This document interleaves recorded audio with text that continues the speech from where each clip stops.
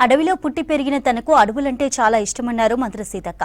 ములుగు జిల్లాలో అటవీశాఖ ఆధ్వర్యంలో నిర్వహించిన 75వ వన మహోత్సవం కార్యక్రమంలో పాల్గొని మొక్కలు నాటారు. వెంకటాపురం మండలం ఎర్రిగట్టమ్మ దగ్గర ఎకో టూరిజం పార్కును ఏర్పాటు చేయాలని అధికారులను ఆదేశించారు. రాష్ట్ర ప్రభుత్వం ప్రతిష్టాత్మకంగా నిర్వహిస్తున్న వన మహోత్సవం కార్యక్రమంలో ప్రజలందరూ భాగస్వాములు కావాలన్నారు. ఈ కార్యక్రమంలో ములుగు జిల్లా కలెక్టర్ టిఎస్ దివాకర్ తో పాటు అధికారులు, కాంగ్రెస్ నేతలు పాల్గొన్నారు.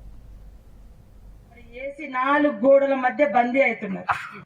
కానీ ఏసీ రూములలో ఉన్నట్టు నేను కరోనా టైంలో చూసిన ఏసీ రూములకు అలవాటైనటువంటి వాళ్ళకి కరోనా వస్తే వాళ్ళ బాడీ తట్టుకోలేదు, తొందరగా పాపం చనిపోయినటువంటి వాళ్ళ సంఖ్య కూడా ఉంది.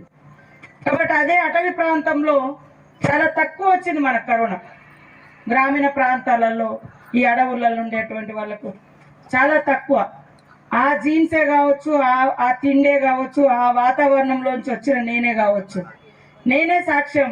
నేను అంతమంది దగ్గరికి కరోనా టైంలో వెళ్ళిన ఆక్సిమీటర్ పెట్టి వాళ్ళకి ఆక్సిజన్ లెవెల్ ఎంత ఉంది, అప్పుడు మనం ఆక్సిజన్ అనేది చాలా ఇంపార్టెంట్, తగ్గుతుందా పెరుగుతుందా చూసినా కూడా నాకు రాలే, కరోనా రాలే, కనీసం ఒక ఇంజెక్షన్ కూడా వేసుకోలే.